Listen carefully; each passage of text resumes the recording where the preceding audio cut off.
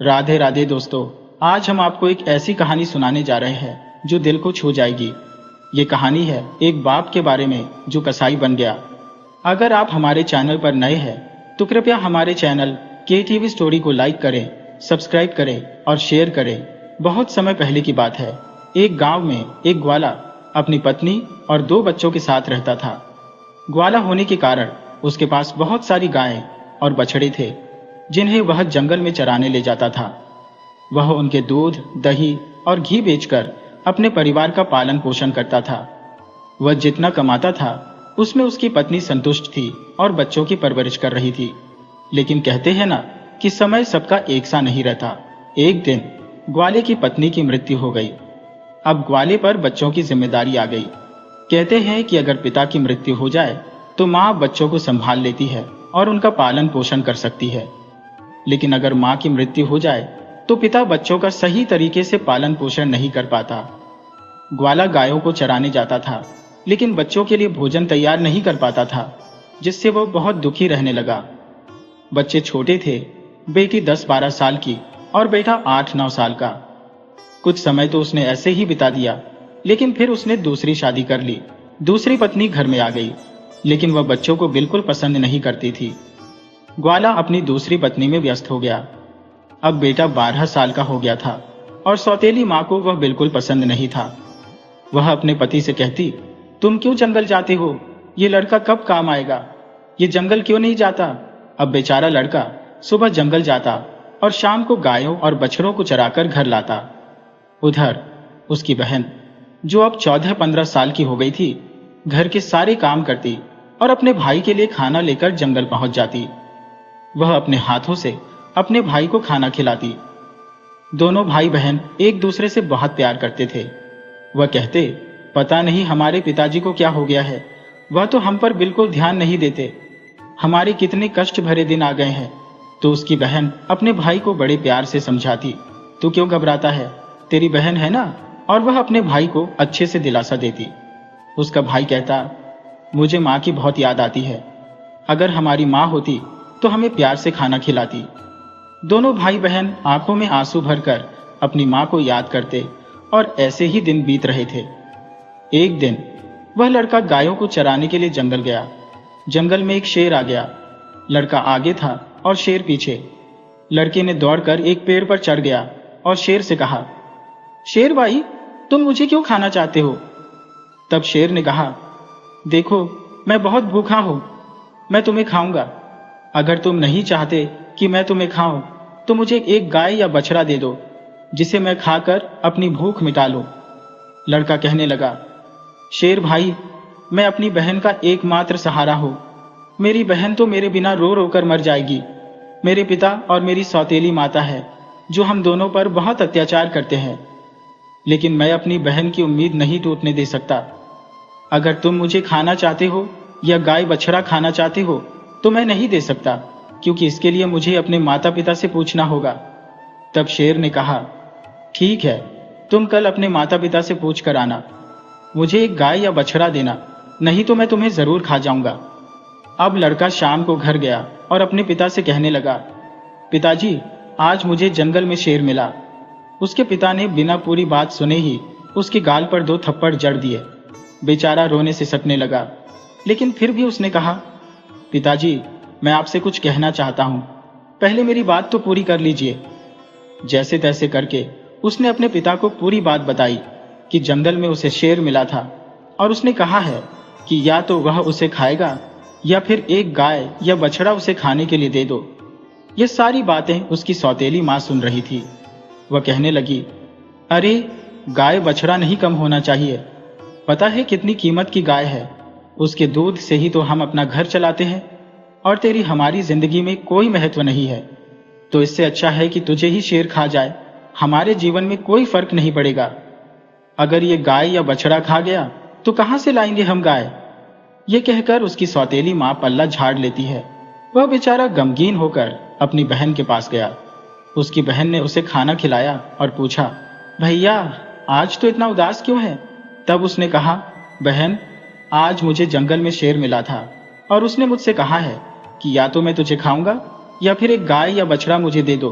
तब उसकी बहन उसे बड़े प्यार से समझाने लगी, भैया तू तो मेरे जीवन का आधार है, तेरे बिना तो मैं रहने की कल्पना भी नहीं कर सकती, और इस पूरे संसार में एक तू ही तो मेरा अपना है जिसे मैं अपना दुख कहती हूँ। तुझे कुछ हो गया तो मैं भी जीवित नहीं रहूंगी। तुम एक काम करना, तुम जंगल जाना और शेर से कहना कि एक बछड़े को खा ले, क्योंकि गाय रहेगी तो बछड़े और भी हो जाएंगे, क्योंकि उसके पिता ने भी उसे यही जवाब दिया था कि अगर शेर तुझे खा जाएगा तो पुत्र तो और भी पैदा हो जाएगा। ये सारी बातें उसकी बहन ने सुन ली थी, तो उसने अपने भाई को समझाया, गाय रहेगी तो बछड़े और हो जाएंगे, इसलिए तुम शेर से कहना कि बछड़े को खा ले। उसका भाई बोला, ठीक है बहन। अब वह जंगल गया तो शेर उसका इंतजार कर रहा था। शेर ने कहा, कहो माता पिता से आज्ञा लेकर आए हो या मैं तुम्हें खाऊं? तब लड़के ने सारी बातें बताई कि कैसे उसके माता पिता ने कहा है कि मुझे खा ले, लेकिन मेरी बहन ने कहा है कि तुम एक बछड़े को खा लो। तब शेर एक बछड़े को उठाकर अपनी गुफा में चला गया और लड़का खुशी खुशी गायों को चराने लगा। शाम को जब लड़का घर आया तो उसकी सौतेली माँ और पिता गायों और बछड़ों की गिनती करने लगे, लेकिन एक बछड़ा कम था। ये जानते ही कि एक बछड़ा कम है, वे समझ गए कि जरूर वह बछड़ा शेर का निवाला बन गया है। इस पर उसकी सौतेली माँ और पिता बच्चे पर टूट पड़े। उसके पिता ने छड़ी उठाकर उसे बड़े बेरहमी से मारना शुरू कर दिया। इतना मारा कि मारते मारते बच्चा बेहोश होकर गिर गया। तब उसकी बहन जो देख रही थी, उसे अपने भाई को इतना बुरी तरह पीटना देखा नहीं जा रहा था, लेकिन बेचारी कर भी क्या सकती थी। जब वह बेहोश होकर गिर गया तो उसकी बहन आई और उसे उठाकर अपने कमरे में ले गई। उस पर पानी के छींटे मारे और जब वह होश में आया तो उसे पानी पिलाया और खाना खाने के लिए दिया। दोनों भाई बहन गले मिलकर काफी देर तक रोते रहे। तब उसकी बहन ने कहा, भैया यहां रहना तुम्हारे लिए खतरे से खाली नहीं है। एक काम करो, ये मेरी अंगूठी है जो मेरी माँ की मेरे पास निशानी है। तुम यह अंगूठी पहन लो और ये घर जल्द से जल्द 1-2 दिन में छोड़ दो। तुम कहीं भी रहकर अपना गुजारा कर सकते हो, चाहे तो जंगल से लकड़ियां लाकर उन्हें बेचकर भी अपना पेट पाल सकते हो। तो जितनी जल्दी हो यहां से निकल जाओ। तुम रहोगे तो मुझे आस रहेगी कि मेरा भैया जीवित है और किसी न किसी जिंदगी के मोड़ पर हम जरूर मिल जाएंगे। नहीं तो तुम मुझे अपना पता बता देना, मैं तुमसे मिलने वहीं आ जाया करूंगी। उसके भाई को समझ में सब बातें आ गई। वह कहने लगा, बहन तुम ठीक कह रही हो, लेकिन मैं तुझे कैसे अकेला छोड़कर जा सकता हूँ? तुम पर भी तो माँ बहुत काम करवाती है, बहुत मारती पीटती है। वह कहने लगी, भैया तू ठीक रहेगा तो मैं सब कुछ सहन कर लूंगी, लेकिन तू यहाँ से चला जा। उसका भाई उसकी बात मान लेता है और एक धागा उठाकर उसे अपनी बहन की कलाई में बांध देता है और कहता है, बहन ये मेरी निशानी है, जब भी हम मिलेंगे तो एक दूसरे को देखकर पहचान लेंगे। ये कलाई का धागा कभी टूटने मत देना। वह कहने लगी, ठीक है भाई। जब दोनों भाई बहन बातें कर रहे थे तो उनकी सौतेली माँ उनकी बातें सुन रही थी। वह कहने लगी, अच्छा तो ये बात है, इनको अच्छा मजा चकाती हो। अब जब लड़का और लड़की सो गए तो उसकी सौतेली माँ ने अपने पति को जगाया और कहा, मुझे तो इस लड़के का मांस खाना है। उसका पति कहने लगा, कोई बात नहीं, तुम्हारी ज्यादा इच्छा हो रही है तो मैं उसका मांस लाकर देता हूँ। वह इतना निर्दयी, इतना कठोर हृदय का हो गया, इतना कसाई हो गया कि उसने कुल्हाड़ी उठाई और लड़के को उसकी बहन के पास से सोता हुआ उठाकर बाहर ले गया और कुल्हाड़ी से उसके छोटे छोटे टुकड़े कर दिए। उन टुकड़ों को लाकर वह अपनी पत्नी से बोला, ये लो मनचाहा ताल कर खा लो। तब उसकी पत्नी ने उन टुकड़ों को उठाया और उन्हें तलकर बनाने लगी। उनमें अच्छे से नमक, मिर्च, तेल डालकर जब उन्हें तलने लगी तो उसने एक थाली में अपने पति को परोस दिया और एक थाली अपने लिए परोस ली। तभी उसे ध्यान आया कि बहन भाई का तो बहुत गहरा प्यार है, क्यों न बहन को भी उसके भाई का मांस खिला दो तो बड़ा अच्छा आनंद आएगा। वह बहन को बुलाई और एक थाली में उसके लिए भी परोस दिया और कहा, खाओ। अब उसकी बहन सोचने लगी, इतने प्यार से तो मेरी माँ ने आज तक मुझे नहीं परोसा, जरूर कोई बात है। जैसे ही वे लोग उस तले हुए मांस को खाने लगे, तभी बहन ने देखा कि उसकी थाली में वही उंगली आ गई जिसमें अंगूठी थी। बहन तुरंत पहचान गई, क्योंकि वह सुबह उठकर अपने भाई को खोज रही थी, लेकिन वह कहीं दिखाई नहीं दिया। उसने सोचा कि शायद भैया सुबह सुबह जंगल चला गया होगा, लेकिन अब उसका शक यकीन में बदल गया। वह बहुत जोर जोर से अपने कमरे में जाकर रोने चिल्लाने लगी। मेरे भाई को इन लोगों ने मार दिया, अब मैं बिन भाई की बहन हो गई, मेरा कौन दुख सुख सुनेगा। तभी उसे याद आया कि कहते हैं कि इंसान की मुक्ति तब तक नहीं होती जब तक उसकी अस्थियां नदी में विसर्जित नहीं की जाती। तभी उसने सोचा, मेरे भाई की तो मुक्ति भी नहीं होगी, ये तो मेरे भाई को खा गए। तभी उसने अपने भाई की वह उंगली उठाई और उसे लेकर दौड़ती हुई नदी के किनारे पहुंच गई। वह उंगली को अपने हाथों में लेकर जोर जोर से विलाप कर रही थी। बड़े जोर जोर से वह रो रही थी, भगवान को याद कर रही थी, क्योंकि वह लड़की बहुत संस्कारी थी, बहुत पूजा पाठ करती थी। वह हमेशा भगवान से यही प्रार्थना करती थी, हे भगवान मेरे भैया की रक्षा करना। उस दिन भी वह कहने लगी, हे भगवान इस संसार में मेरा कोई नहीं था, उसको भी तूने ले लिया, माँ को तो पहले ही छीन लिया, अब मैं किसके लिए जीवित रहूंगी, मैं कैसे रहूंगी। तभी उसने कहा, मैं भी अपनी जान इस नदी में दे दूंगी। तभी उसने उंगली को नदी में डाल दिया और प्रार्थना करने लगी, हे भगवान मेरे भैया की मुक्ति हो जाए, वह जहां कहीं भी है उसकी आत्मा को शांति मिले। तभी जब वह नदी में कूदने वाली थी, उसने देखा कि जो उंगली उसने नदी में डाली थी उससे एक तोता बन गया और वह तोता उड़कर पास के पेड़ की डाल पर बैठ गया। तोता अपनी बहन से कहने लगा, बहन तू क्यों दुखी होती है, मैं तेरा भाई हूं, तूने अच्छा किया जो तूने नदी में यह उंगली डाल दी, इससे मेरी मुक्ति हो गई और मुझे तोते का जन्म मिल गया है। मेरी बहन तू चिंता मत कर, मैं तोता रहकर भी तेरी हर तरह से मदद करूंगा। तुझे जो भी दुख सुख है हम दोनों बहन भाई फिर भी आपस में बातें किया करेंगे। यह देखकर उसकी बहन को थोड़ी तसल्ली हुई कि चलो मेरा भाई किसी भी रूप में मेरे पास तो है। अब वह घर लौट आई। अब उसकी सौतेली माँ उससे घर का सारा काम करवाती और बड़ी खुश रहती कि चलो अब इसके कोई भाई भी नहीं है। लेकिन जैसे ही उसे काम से फुर्सत मिलती, लड़की बाग बगीचे में जाती और उसका भाई उसका इंतजार करता रहता। वह उससे बातें करती, खूब देर बातें करने के बाद भाई उसके लिए अच्छे अच्छे फल देता। बहन ये खा लो। अब राखी का त्योहार आ रहा था तो वह कहने लगा, बहन तुम चिंता मत करो, अगर हमारे माता पिता तुम्हें बाग बगीचे में भी नहीं आने देते तो मैं घर के आसपास किसी जाल पर बैठा हुआ तुम्हें दिखाई दूंगा। बहन बड़ी खुश थी कि चलो उसका भाई उसका ख्याल रख रहा है, दोनों भाई बहन कम से कम बातें तो करते हैं। अब वह बहन थोड़ी शांत और खुश रहने लगी। अब राखी का त्योहार नजदीक था तो उसके भाई ने सोचा कि मुझे अपनी बहन के लिए कुछ करना चाहिए। यह तो उन निर्दयी जालिम लोगों के बीच में रहती है जिन्होंने मेरा ऐसा हाल किया, कहीं मेरी बहन का ना कर दे, उनसे तो मुझे बदला लेना होगा। तोता बना उसका भाई। उसके मन में अपने माता पिता के प्रति इतनी नफरत हो गई थी कि वह उन्हें जीवित देखना नहीं चाहता था। उसे यही डर था कि जो इन्होंने मेरे साथ किया है कहीं मेरी बहन को भी काटकर पकाकर ना खा जाए। अब तोते ने सोचा कि मुझे कुछ करना पड़ेगा। उसने प्रभु से प्रार्थना की, प्रभु मेरी बहन की रक्षा करना। तभी उसे ख्याल आया और वह एक लोहार के पास पहुंचा। लोहार के पास जाकर कहने लगा, माँ पिता ने मारा, माँ ने मरवाया, बहन सरासर रोही, मुझे काटकर थाली में परोसा। बहन सरासर रोही, मैं हरियल तोता बना हो। फिर लोहार कहने लगा, रे तोते तुम क्या कह रहे हो, मेरी समझ में नहीं आ रहा। फिर तोते ने कहा, माँ ने मरवाया, पिता ने मारा, बहन सरासर रोही। अब तोते को बोलता हुआ देखकर लोहार को थोड़ा इंटरेस्ट आया कि यह तोता क्या कहना चाहता है, इसकी बात मुझे सुननी चाहिए। वह कहने लगा, तोता तो मुझे खोलकर बताओ, तुम क्या कहना चाहते हो। तब तोता कहने लगा, मैं और मेरी बहन है, एक परिवार है हमारा, जिसमें मेरे माँ है, पिता है। जो मेरी माँ मर गई तो सौतेली माँ जा गई। वह हमें बहुत कष्ट देती थी और उन्होंने मुझे काटकर थाली में पकाकर खा लिया। लोहार को बताता है तो लोहार समझ जाता है और कहता है, अरे दोस्त तुम्हारी तो बड़ी दुख भरी कहानी है, यह सुनकर तो मुझे रोना आ रहा है। तुम बताओ तुम मुझसे क्या चाहते हो।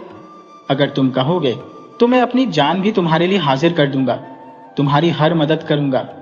तब तोता कहने लगा, भाई मुझे कुछ नहीं चाहिए, तुम मेरे लिए एक ऐसी कैंची बना दो जो तलवार से भी तेज हो।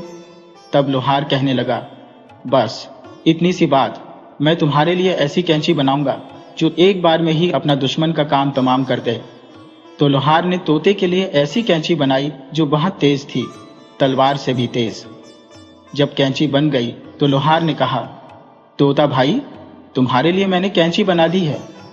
तब तोता कहने लगा, इस कैंची को मेरे पंखों में छुपा दो। अब लोहार ने उसके पंखों में कैंची छुपा दी। अब तोता अपने घोंसले पर आ गया। उसने अपनी बहन को अभी कुछ नहीं बताया था। उसकी बहन उससे मिली, बातें की और भोजन खाकर दोनों भाई बहन ने खाया और वह वापस घर चली गई। अगले दिन तोता एक सुनार के पास पहुंचा और सुनार से कहने लगा, बाप ने मारा, माँ ने मरवाया, बहन सरासर रोही, मैं हरियल तोता बना हूं। सुनार कहने लगा, अरे भाई, तुम क्या कह रहे हो? मेरी समझ में कुछ नहीं आ रहा। वह कहने लगा, बाप ने मारा, माँ ने मरवाया, मुझे काटकर कढ़ाई में तलवाया और बहन सरासर रोही। अब सुनार ने उसकी बात कुछ कुछ सुनी तो उसे भी सुनने की उत्सुकता हुई कि तोता क्या कहना चाहता है। तब सुनार तोते से कहने लगा, दोस्त, तो मुझे सीधा सीधा बताओ, तुम क्या कहना चाहते हो? तब तोते ने कहा, मेरे माता पिता ने, जो मेरी सौतेली माँ है, मुझे मारकर मरवा दिया। मेरे पिता ने मुझे कुल्हाड़ी से काटकर छोटे छोटे टुकड़े बनाए और कढ़ाई में तलकर दोनों माता पिता ने मुझे बड़े आनंद के साथ खाया। मेरी बहन को भी उन्होंने मुझे परोस दिया, लेकिन उसमें उंगली आ गई तो मेरी बहन ने उसे नदी में डाल दिया, जिससे मुझे तोते का जन्म मिल गया। उसकी सारी कहानी जब वह सुनार को बताता है तो सुनार को बहुत ज्यादा हमदर्दी हो जाती है और वह रोने लगता है। भाई, तेरे साथ तो बहुत बुरा हुआ, तेरी तो बहुत दुख भरी कहानी है, बता मैं तेरी क्या मदद कर सकता हूँ?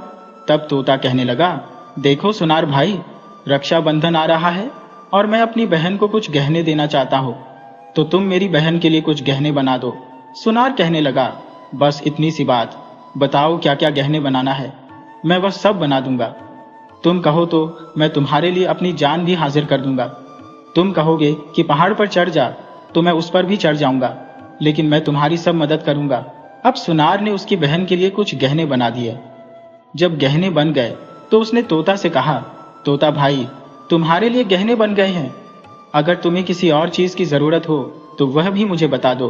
तोता कहने लगा, नहीं, और तुम्हारा बहुत बहुत धन्यवाद है, तुमने जो मेरी बहन के लिए इतने सुंदर गहने बना दिए। अब एक काम करो, ये गहने मेरी गर्दन में डाल दो। और सुनार ने गहने उसकी गर्दन में डाल दिए। तोता वहां से उड़कर उसी पेड़ पर आ गया जहां वह रहता था। अब जब रक्षाबंधन आया, उसकी बहन उसे राखी बांधने के लिए आई तो दोनों भाई बहन बहुत खुश हुए। उसने सारे गहने अपनी बहन को दे दिए। गहने पाकर बहन बहुत खुश हुई तो उसने कहा, भैया, तुम्हारे पास ये कहां से आए? तब वह कहने लगा, मेरा एक सुनार दोस्त है, उसने मुझे दिए हैं। जब उसकी सौतेली माँ ने गहने देखे तो वह काजल भूल गई और उसे मारते हुए बोली, ये गहने कहां से चोरी करके लाई है? लड़की कहने लगी, माँ, मैंने कहीं चोरी नहीं की, ये तो मेरे भाई ने मुझे दिए हैं, जो एक तोता है। वह पूरी बात नहीं बताती कि वह मेरा भाई तोता बन गया है, नहीं तो मेरी माँ उसे मार देगी। तो वह कहती है, एक तोता है, उसके साथ मैं बोलती बतलाती हूँ, उसे मैंने भाई बना लिया है, उसी तोते ने मुझे ये गहने दिए हैं। यह सुनकर उसकी माँ सोचने लगती है, ऐसा कौन सा तोता हो गया है? एक भाई से तो अभी पीछा छूटा था, अब यह दूसरा भाई भी हो गया है। तभी उसकी माँ अगले दिन जंगल में उस तोते को ढूंढने के लिए जाती है। तभी एक डाल पर बैठा हुआ तोता दिखाई देता है। वह तोते को पकड़ने की बहुत कोशिश करती है, लेकिन तोता उसके हाथ नहीं आता। वह जाल बिछाती है कि तोता फंस जाए, लेकिन तोता उसके जाल में नहीं फंसता। वह थककर बैठ जाती है और फिर कोशिश करती है कि यह तोता मेरे हाथ में आ जाए तो मैं इसकी गर्दन मरोड़ दूं। इसको भाई बहन का प्यार बहुत ज्यादा चढ़ गया है, भाई बनने का। मैं देखती हूँ, मैं सुबह से शाम तक उसके पीछे दौड़ दौड़ कर थक जाती हूँ, लेकिन तोते को नहीं पकड़ पाती। अब वह घर आती है तो उसका सारा गुस्सा लड़की पर निकलता है।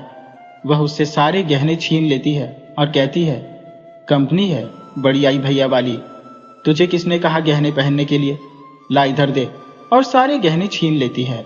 जब अगले दिन लड़की फिर तोते से मिलने जाती है तो तोता कहता है, बहन, जो मैंने गहने दिए थे वह गहने कहाँ हैं? तब वह कहती है, भैया, वह गहने तो मेरी माँ ने मुझसे छीन लिए। यह सुनकर तोते को बहुत गुस्सा आता है और वह कहता है, अब बस, अब इनके पाप का घड़ा भर चुका है, अब इन्हें सजा मिलनी चाहिए। अब तोता घर के बाहर एक पेड़ की डाल पर बैठ जाता है और इंतजार करता है कि कब उसके माता पिता बाहर निकले।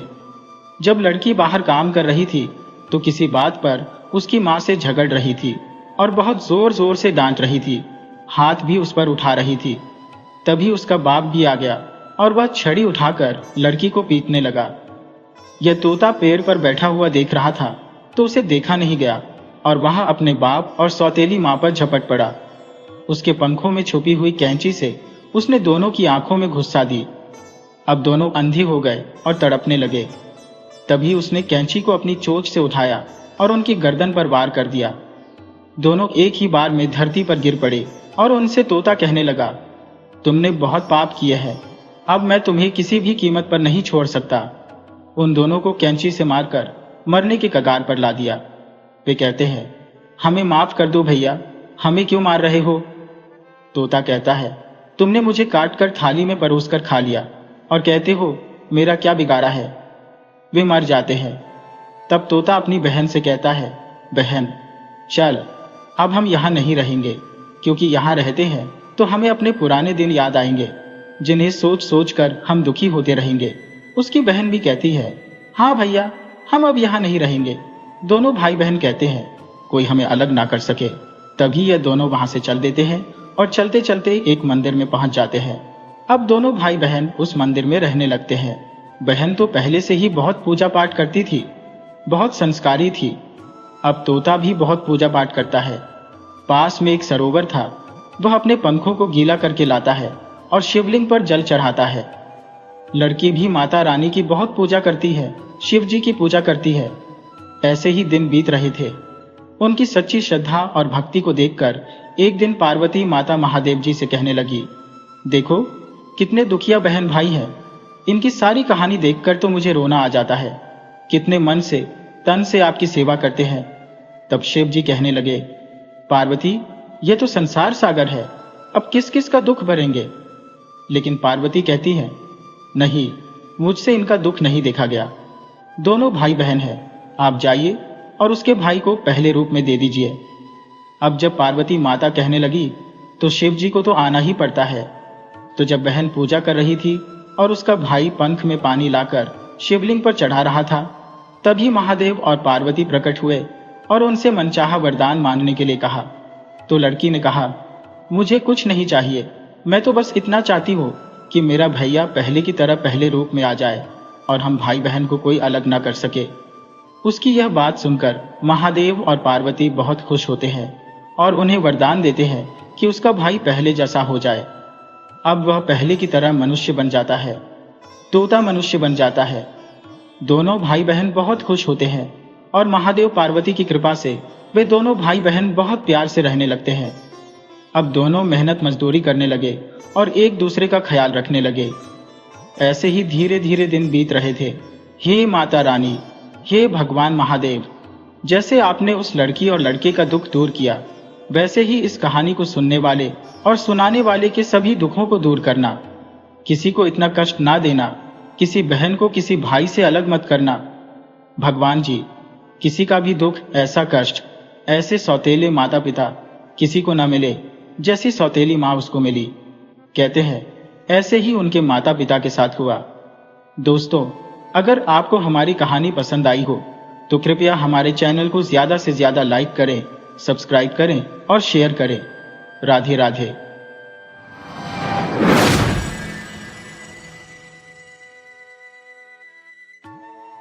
बात उस जमाने की है जब करमपुर नाम के एक राज्य पर जयंत नाम के एक राजा का राज्य था।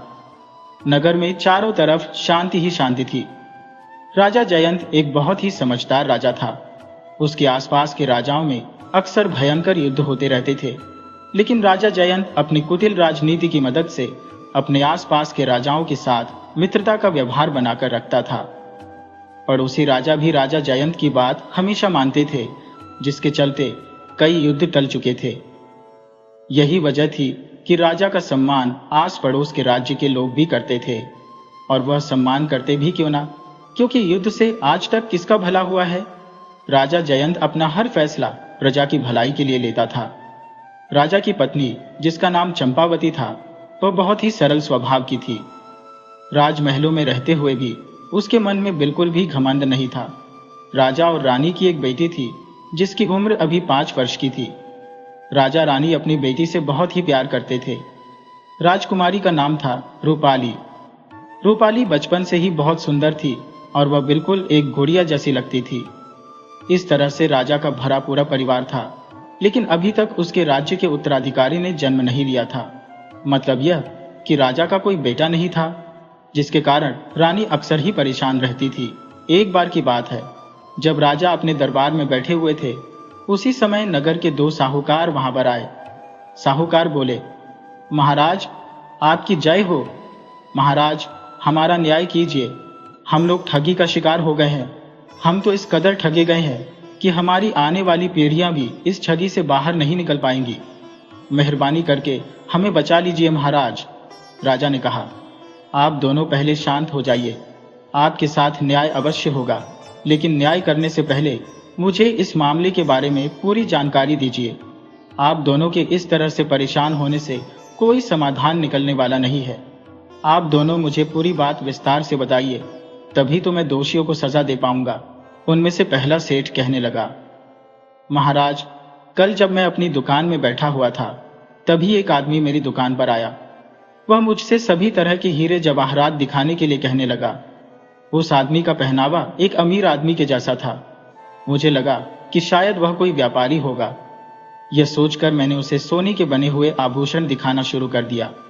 मेरे पलक झपकते ही उसने मेरे सारे आभूषण नकली आभूषणों से बदल दिए और वहां से 9-2-11 हो गया और मेरे असली गहने अपने साथ ले गया।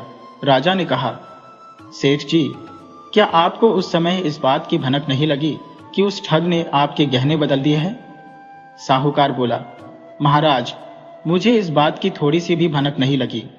दरअसल वह आदमी मेरे आभूषणों के जैसे नकली आभूषण अपनी योजना के अनुसार साथ में ही लेकर आया था। जब तक मैं इस पूरे मामले को समझ पाता, वह वहां से चंपत हो चुका था। राजा ने कहा, आखिर नगर में ऐसा कौन सा ठग पैदा हो गया? तब राजा ने दूसरे साहूकार से पूछा, सेठ जी, आप भी मुझे बताइए कि आपके साथ क्या हुआ? दूसरा सेठ कहने लगा, महाराज मेरे साथ भी एक बहुत ही अजीब घटना घटी। महाराज उस ठग ने सेठ जी के यहां से जितना भी सोना चांदी लूटा था, वह मेरे यहां पर बेचकर चला गया और साथ ही उसने आधे से ज्यादा गहने मुझे नकली बेच दिए। राजा ने कहा, सेठ जी, आप सोना खरीदते समय उस सोने की परख नहीं करते कि वह शुद्ध है या फिर मिलावटी? आखिर आपने कैसे नकली गहने उससे खरीद लिए? साहूकार बोला, महाराज मैंने उसके गहनों की जांच की थी, लेकिन सभी गहनों की जांच मैं उस समय नहीं कर पाया था। इसी बात का फायदा उस ठग ने उठाया। राजा ने कहा, आप दोनों अपने अपने घर जाइए, मैं आप दोनों की सहायता जरूर करूंगा। मैं अभी अपने मंत्री से कहकर आपको शाही खजाने में से 100-100 स्वर्ण मुद्राएं दिलवा देता हूं, जिससे कि आप अपना व्यापार फिर से शुरू कर सकेंगे। परंतु उससे भी ज्यादा जरूरी बात मेरे लिए यह है कि मैं जल्दी से जल्दी उस ठग को पकड़ो। दोनों साहूकार राजा को प्रणाम करके अपने अपने घरों को लौट गए।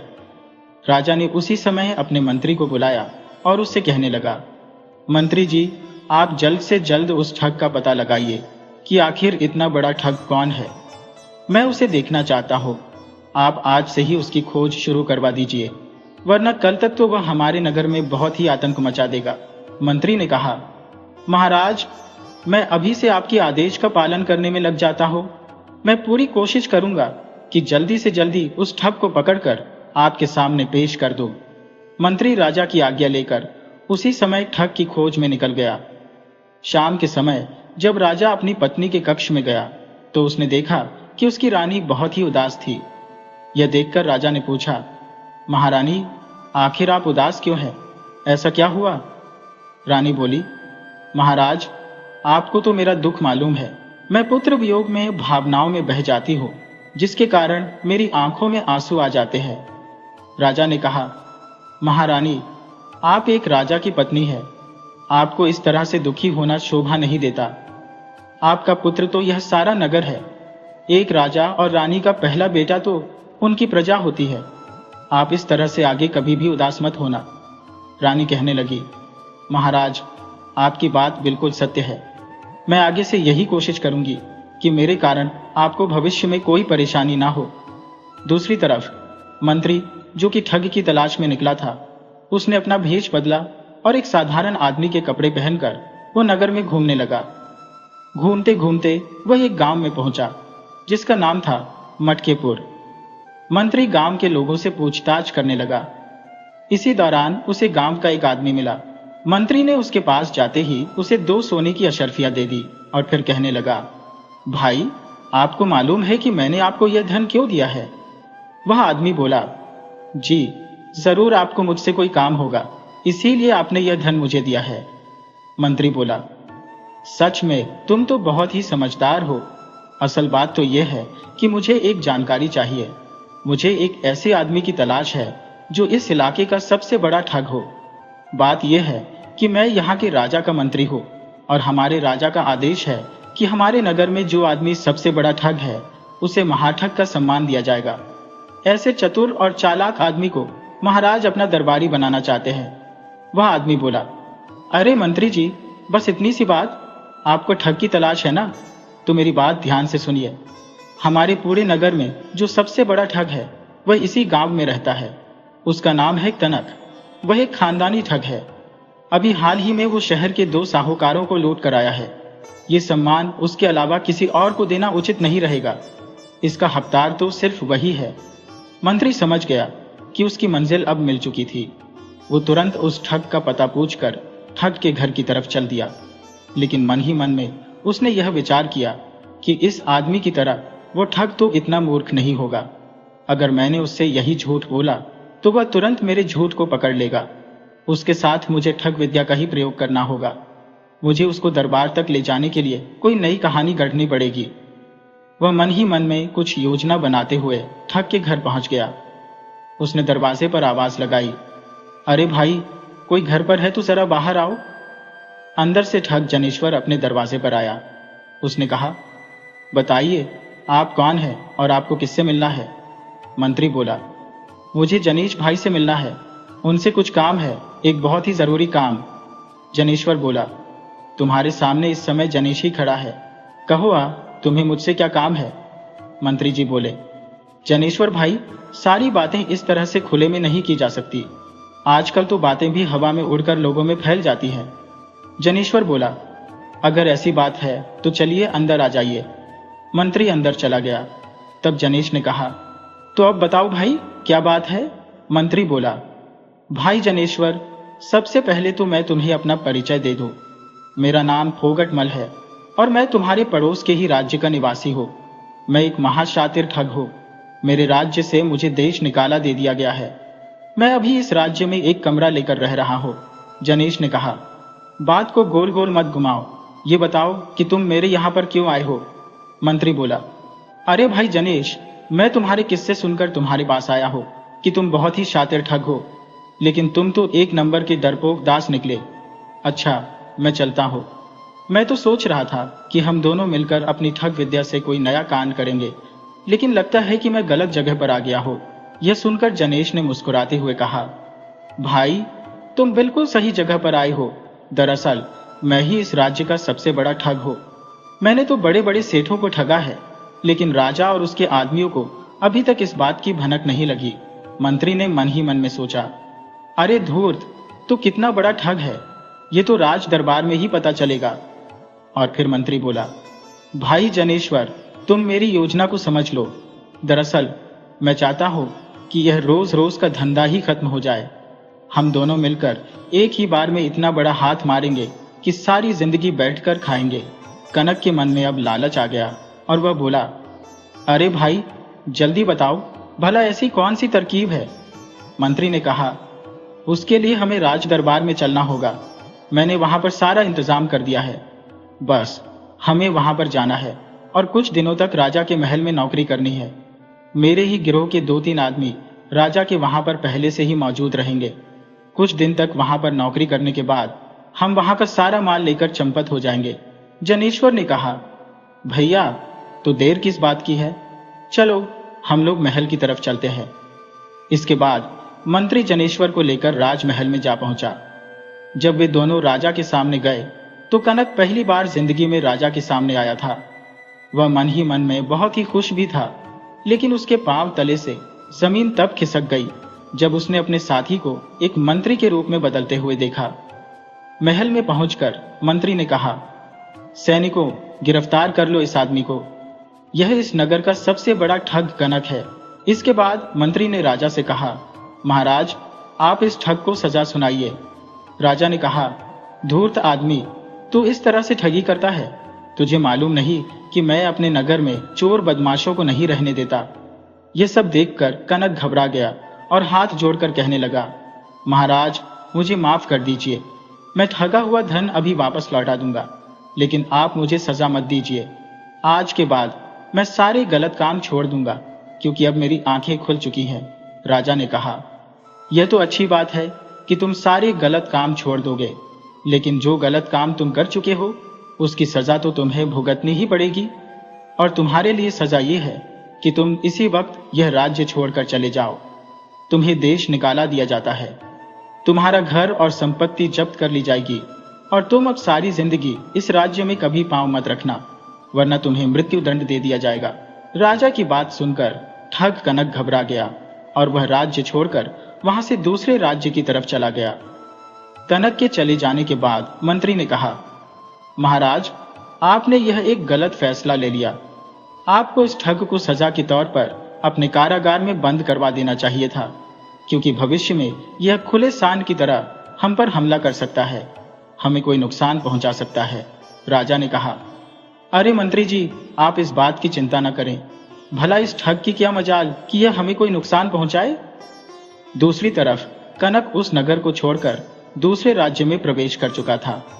उसके मन में राजा के लिए बहुत ही क्रोध आ रहा था, लेकिन वह राजा का कुछ बिगाड़ नहीं सकता था। चलते चलते उसे एक संत का आश्रम मिला। उस आश्रम में कई साधु रहते थे। जनेश के मन में यह ख्याल आया कि मुझे राजा से बदला तो लेना है, और उसके लिए मुझे कोई नई तरकीब सोचनी होगी। क्यों ना मैं भी इस आश्रम में आसरा ले लूं और मैं भी एक साधु बन जाऊं। उसके बाद उस राजा से मैं अपने अपमान का बदला लूंगा। तब कनक उसी आश्रम में रहने लगा। इसी तरह से कुछ साल बीत गए। एक दिन राजा जयंत अपनी पुत्री को उसके नाना से मिलवाने के बाद वापस जब अपने राज्य लौट रहा था, तो वह उसी जंगल से गुजरा जहां पर उन साधुओं का आश्रम था। जब राजा ने साधुओं का आश्रम देखा तो उसने सोचा, क्यों ना साधु महाराज का आशीर्वाद लेते चलें, और अपनी पुत्री के साथ वह साधु महाराज के आश्रम में चला गया और उनसे आशीर्वाद प्राप्त किया। इस समय तक कनक, जो कि साधु के वेश में वहां पर रह रहा था, उसकी नजर राजा और उसकी बेटी पर पड़ गई। कनक ने राजा को पहचान लिया और उसे यह भी मालूम पड़ गया कि उसके साथ उसकी बेटी है। लेकिन राजा उस ठग को नहीं पहचान पाया, क्योंकि वह ठग एक साधु के वेश में था।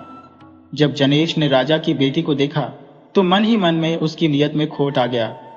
वह सोचने लगा, मुझे किसी भी तरह से राजा की बेटी को हथियाना होगा। इस तरह से मैं राजा से अपने अपमान का बदला भी ले लूंगा, और साथ ही इतनी सुंदर राजकुमारी भी मेरे कब्जे में आ जाएगी। राजा और उसकी पुत्री आशीर्वाद लेकर वापस लौट गए।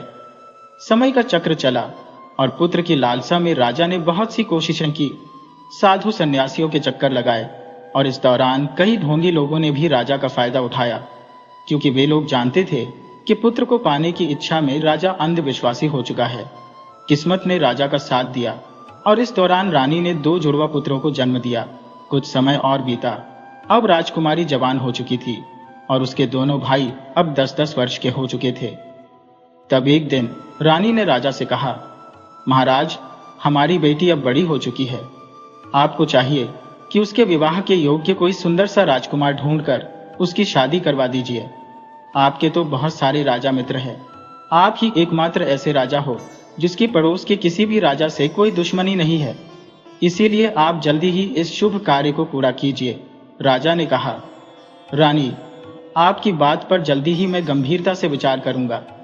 अब तक तो हम अपनी बेटी को बच्चे ही समझ रहे थे, लेकिन आप एक माँ हैं, भला आपसे ज्यादा राजकुमारी को कौन समझ सकता है। अब मैं किसी प्रकार पंडित से राजकुमारी की जन्म कुंडली दिखाऊंगा, ताकि विवाह के बाद राजकुमारी को कोई परेशानी ना हो। दूसरी तरफ जनेश्वर को आश्रम में रहते हुए काफी समय बीत चुका था और उसके अंदर राजा के प्रति बदले की भावना और भी ज्यादा बढ़ गई थी। अब वह एक साधु का वेश बना चुका था, लेकिन अंदर ही अंदर से उसका मन पहले की ही तरह था। वह हमेशा राजा को नुकसान पहुंचाने के बारे में सोचता रहता। उसने अपने मन में एक योजना बनाई कि किस प्रकार से वह राजकुमारी को हथियाएगा और राजा से अपने अपमान का बदला लेगा। उसने निश्चय कर लिया था कि वह एक साधु के वेश में राजा के महल में जाएगा। जनेश ने अगले ही दिन हिम्मत जुटाई और वह राजा के महल की तरफ चल दिया। मन ही मन में उसके अंदर यह भय भी था कि कहीं राजा उसे पहचान ना ले, क्योंकि कई वर्षों पहले राजा उसे देश निकालने की सजा दे चुका था। और अब वह एक बार फिर से राजमहल में पहुंचा। ठग, जो कि साधु के वेश में था, राजमहल में पहुंचा तो एक तेजस्वी संत लग रहा था। राजा ने जब देखा कि एक बहुत ही पहुंचे हुए महात्मा जी राज दरबार में पधारे हैं, तो उसने सोचा, यह अवश्य ही मुझसे कोई याचना करने के लिए आए होंगे। चलो, यह भी अच्छा हुआ, क्योंकि मुझे भी किसी अच्छे विद्वान महात्मा की आवश्यकता थी, जो कि राजकुमारी की जन्म कुंडली को देख सके और उसका भविष्य बता सके। ऐसा सुनहरा मौका बार बार तो आएगा नहीं। राजा ने साधु के वेश में आए हुए जनेश का स्वागत किया और उनसे कहने लगा, महात्मा जी, आप तो कोई बहुत ही पहुंचे हुए तेजस्वी संत लगते हैं। कृपया बताइए कि आप कहाँ रहते हैं। जनेश ने कहा, महाराज, संत महात्माओं का कोई ठोर ठिकाना नहीं होता। अच्छा लगा तो आपके बगीचे में भी समाधि लग सकती है, नहीं तो फिर जंगल में पहुंच जाएंगे। न तो हम किसी राज्य के हैं और ना ही हमारा कोई स्थायी राजा है। हम जिस राज्य में रहते हैं, जिस राज्य का अन्न जल ग्रहण करते हैं, वह राज्य हमारा हो जाता है। इस समय हम आपके महल में हैं, तो समझ लीजिए हम आपके राज्य के हैं। राजा उसकी बातों से बड़ा ही प्रभावित हुआ और बोला, सचमुच आप तो एक बहुत ही पहुंचे हुए महात्मा हैं। मेरी आपसे प्रार्थना है कि आप मेरी बेटी राजकुमारी की कुंडली देखकर उसका भविष्य बताइए। साधु बोला, महाराज, मैं तो सिर्फ राजकुमारी का चेहरा देखकर ही उसका भविष्य बता सकता हूँ। आप अपनी राजकुमारी को बुलवा लीजिए, क्योंकि बात यह है कि मैं ज्यादा देर तक एक जगह पर नहीं ठहरता। ठग मन ही मन में यह सोच रहा था कि मैं जिस काम के लिए आया था वह तो अपने आप ही पूरा हो रहा है। राजा ने उसी समय एक दासी को भेजकर राजकुमारी को दरबार में आने का आदेश दिया। दासी ने जाकर राजकुमारी को बताया कि महाराज ने आपको दरबार में बुलाया है, तो उसे हैरानी हुई कि आखिर पिताजी को मुझसे ऐसा कौन सा काम आन पड़ा। और फिर राजकुमारी तुरंत ही राजा के सामने पहुंच गई। राजा ने साधु से कहा, लीजिए महात्मा जी, हमारी राजकुमारी आ गई। अब आप इनका भविष्य देखकर बताइए। महात्मा बने हुए ठग ने राजकुमारी को आश्रम में देखा था, तभी से वह उस पर मोहित हो चुका था। लेकिन जब आज उसने राजकुमारी को अपने सामने देखा तो उसकी सुंदरता देखकर वह दंग रह गया। थोड़ी देर तक वह राजकुमारी के चेहरे को देखता रहा और उसके बाद वह राजा से बोला, महाराज, घोर अपशकुन, राजकुमारी का भविष्य तो बहुत ही बुरा है। यूं कहिए कि राजकुमारी आपके ऊपर मंडराती हुई एक विपत्ति है, और यह विपत्ति 7 दिन के बाद ही आप पर आने वाली है। 7 दिन के बाद आपकी मृत्यु हो जाएगी और उसके 7 दिन के बाद आपकी रानी मर जाएगी, और ठीक उसके 7 दिन के बाद आपके दोनों जुड़वा बेटे मर जाएंगे। अगर कोई बचेगा तो बस यह कुल घात नहीं। राजा बोला, महात्मा जी, यह आप कैसी बातें कर रहे हैं? मेरी राजकुमारी भला ऐसी कैसे हो सकती है? साधु ने कहा, महाराज, मैंने जो कुछ भी कहा है वह इसका भविष्य देखकर कहा है, और आप तो जानते ही हैं कि संत का वचन कभी मिथ्या नहीं होता। संत कभी झूठ नहीं बोलते, क्योंकि झूठ बोलने से मेरा कोई फायदा या नुकसान तो होने वाला है नहीं। आप ये बताइए, क्या ये बात सच नहीं कि राजकुमारी के जन्म के बाद कई सालों तक आपको पुत्र से वंचित रहना पड़ा?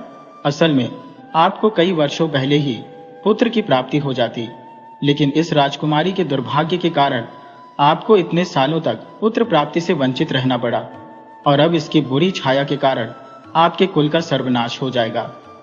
आप इसे एक पुत्री की नजर से देख रहे हैं। अगर आप अपनी अंतरात्मा से पूछेंगे तो आपको सच्चाई पता लग जाएगी। राजा जयंत अंधविश्वासी तो था ही। उसे लगा कि महात्मा जी बिल्कुल ठीक बोल रहे हैं। वह भयभीत हो गया, और जब उसने भय की दृष्टि से अपनी बेटी को देखा तो उसे राजकुमारी के रूप में अपनी मौत नजर आने लगी। उसे लगा कि राजकुमारी सच में उसकी मृत्यु का कारण बनेगी, जबकि राजकुमारी अब कोई छोटी बच्ची नहीं थी, उसने ठग की नजर को भांप लिया था। वह समझ चुकी थी कि यह आदमी कोई महात्मा नहीं है, ये जरूर कोई ढोंगी है और इसकी मुझ पर बुरी नजर है। किसी भी तरह से छल करके यह मुझे पाना चाहता है। वह राजा से कहने लगी, पिताजी, यह आदमी कोई साधु महात्मा नहीं है। आप इसकी बातों पर बिल्कुल भी विश्वास न कीजिए। आप चाहें तो मेरा भविष्य किसी और महात्मा जी से दिखा सकते हैं। राजा ने कहा, राजकुमारी, ये महात्मा जी झूठ नहीं बोलते, बल्कि ये तो बिल्कुल सच बोल रहे हैं। उसके बाद राजा ने महात्मा से कहा, महात्मा जी, आप मुझे इस मुसीबत से छुटकारा पाने का कोई उपाय बताइए। जनीश ने राजा से कहा, महाराज, आपके पास अब बस एक ही रास्ता है और वह यह है कि राजकुमारी की हत्या कर दी जाए। परंतु यदि आपने अपनी पुत्री की हत्या की तो आपको पुत्री हत्या का पाप लगेगा और इसके लिए आपको नरक में जाना पड़ेगा। राजा ने कहा, नहीं महात्मा जी, मैं अपने हाथों से राजकुमारी की हत्या नहीं करना चाहता। आप कोई ऐसा उपाय बताइए जिससे सांप भी मर जाए और लाठी भी न टूटे। तब साधु ने कहा, महाराज, आप एक बड़े से लकड़ी के संदूक में राजकुमारी को बंद करके नदी में बहा दीजिए। यह बहते हुए किसी दूसरे राज्य में चली जाएगी। वहां पर वह संदूक जिसके भी हाथ लगेगा और संदूक में से राजकुमारी को बाहर निकालेगा तो यह मुसीबत उसके सिर चली जाएगी। मेरी मानिए तो यह शुभ कार्य आप आज ही कर डालिए।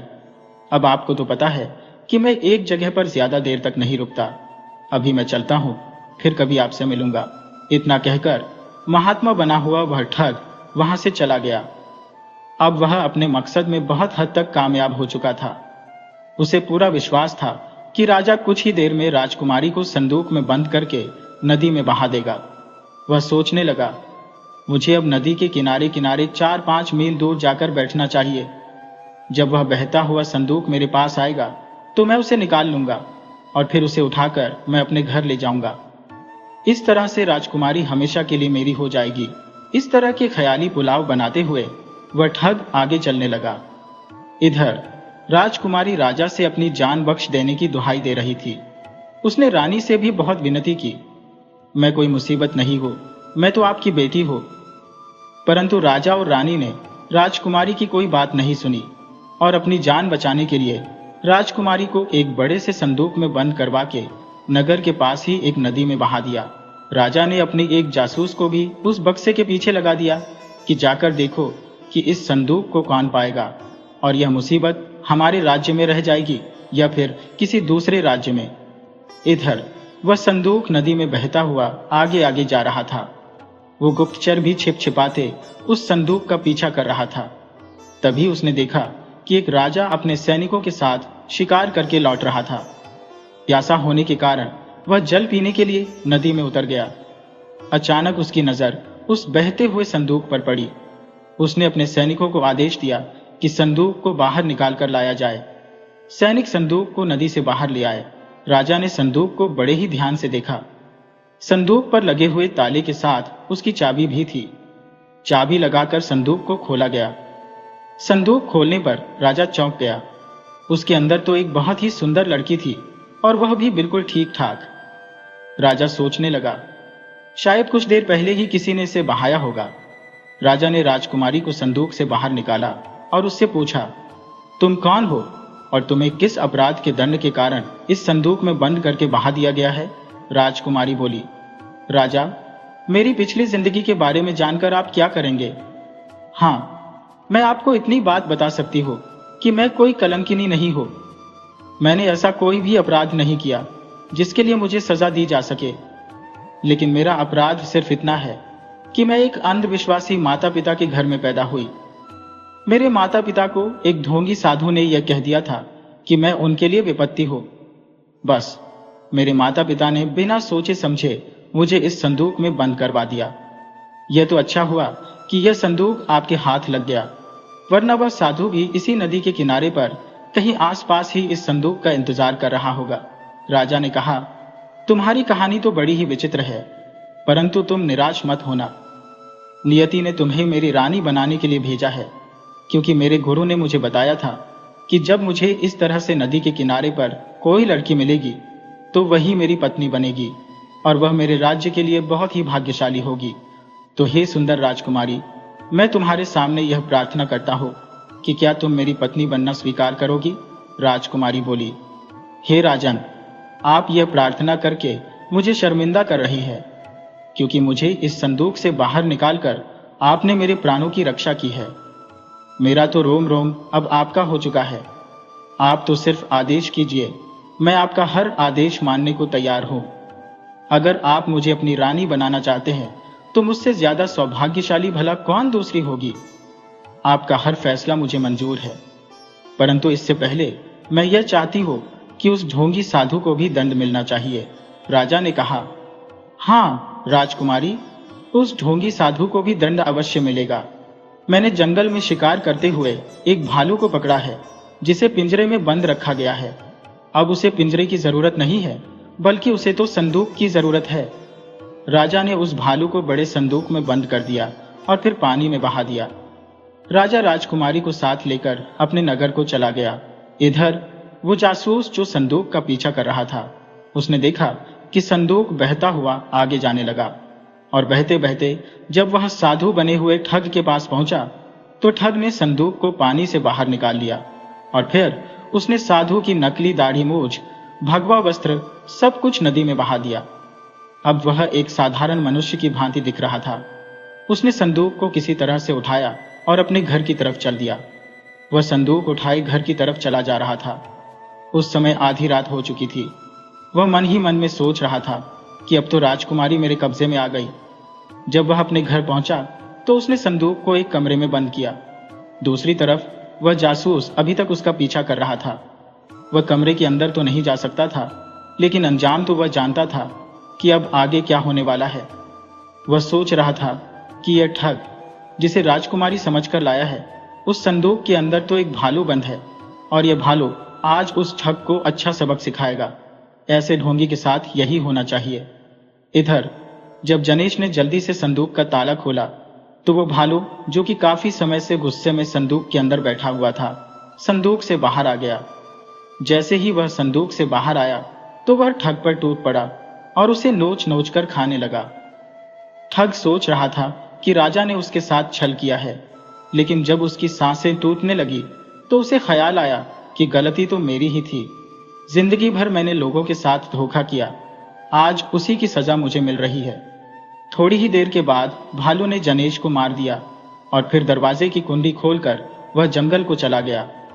जब वह जासूस अगले दिन राजा के पास पहुंचा तो उसने अपनी आंखों से देखा हुआ सारा हाल राजा को कह सुनाया कि महाराज, वह जो महात्मा जी आपके पास आए थे वह कोई महात्मा नहीं, बल्कि एक ढोंगी साधु था जो कि राजकुमारी को पाना चाहता था, और उस ढोंगी की बात मानकर आपने राजकुमारी को संदूक में बंद करके पानी में बहा दिया।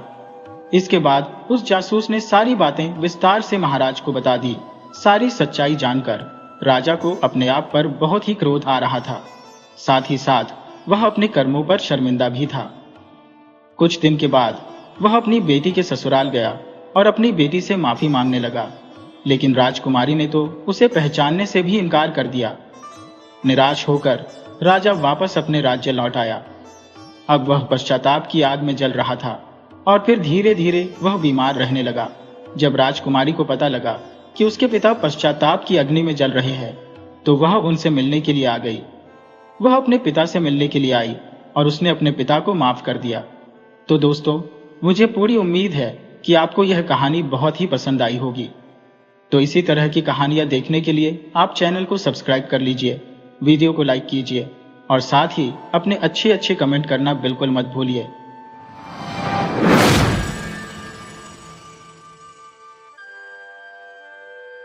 एक समय एक गांव में एक धनी किसान रहता था। उसके 3 पुत्र थे, विजय सिपाही, तारा वणिक, सुमंत मूर्ख। गूंगी बहरी मनोरमा नाम की एक कुंवारी कन्या भी थी। विजय तो जाकर किसी राजा की सेना में भर्ती हो गया। तारा ने किसी प्रसिद्ध नगर में सौदागरी की कोठी खोल ली। मूर्ख समुंत और मनोरमा माता पिता के पास रहकर खेती का काम करने लगे। विजय ने सेना में ऊंची पदवी प्राप्त करके एक इलाका मोल ले लिया और एक मालदार पुरुष की कन्या से विवाह कर लिया। उसकी आमदनी का कुछ ठिकाना न था, परंतु फिर भी कुछ न बचता था। विजय एक समय इलाके पर पहुंचकर किसानों से बटाई मांगने लगा। किसान बोले, कि महाराज, हमारे पास न बैल है, न हल, न बीज, बटाई कहाँ से दें? पहले ये सामग्री जमा कर दो, फिर आपको इलाके से बहुत अच्छी आमदनी होने लगेगी। यह सुनकर विजय अपने पिता के पास पहुंचा और बोला, पिताजी, इतना धनी होने पर भी आपने मेरी कुछ सहायता नहीं की। मैंने सेना में काम किया और राजा को प्रसन्न कर एक इलाका मोल लिया। उसके बंधन के लिए धन की जरूरत है। मैं तीसरे भाग का हिस्सेदार हूं, इसलिए मेरा भाग मुझे दे दीजिए कि अपना इलाका ठीक करूं। पिता, भला मैं पूछता हूं कि तुमने नौकरी पर रहते हुए कभी कुछ धन भी भेजा? सब काम सुमंत करता है। मेरी समझ में तुम्हें तीसरा भाग देना सुमंत और मनोरमा के साथ अन्याय करना है। विजय, सुमंत तो मूर्ख है, मनोरमा गूंगी और बाहरी है।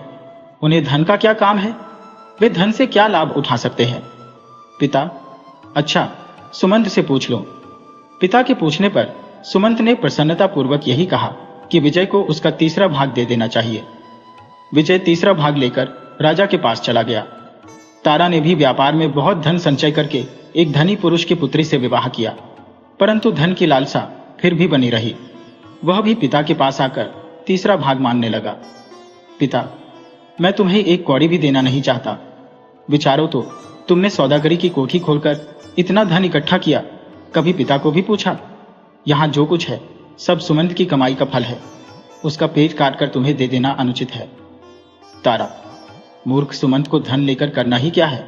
आपके विचार में सुमंत जैसे मूर्ख से कोई भी पुरुष अपनी कन्या ब्याह देगा? कदापि नहीं। रही मनोरमा, वह गूंगी और बाहरी है। मैं सुमंत से पूछ लेता हूं कि वह क्या कहता है। तारा के पूछने पर सुमंत ने तीसरा भाग देना तुरंत स्वीकार कर लिया और तारा भी अपना भाग लेकर चंपत हुआ।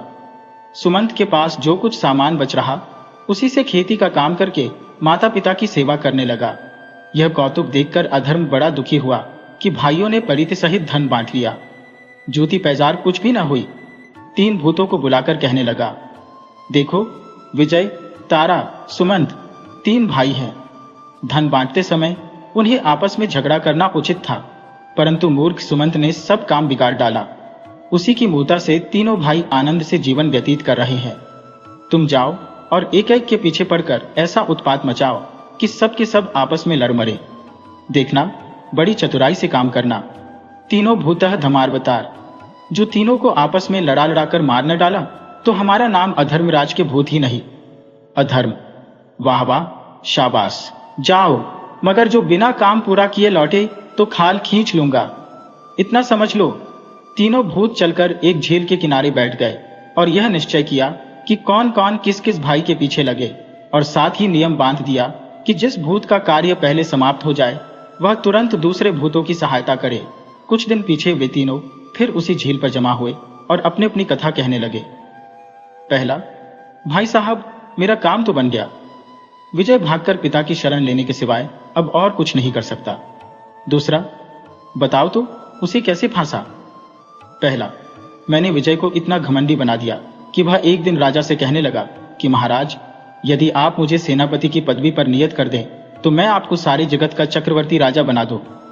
राजा ने उसे तुरंत सेनापति बनाकर आज्ञा दी कि लंका के राजा को पराजित कर दो।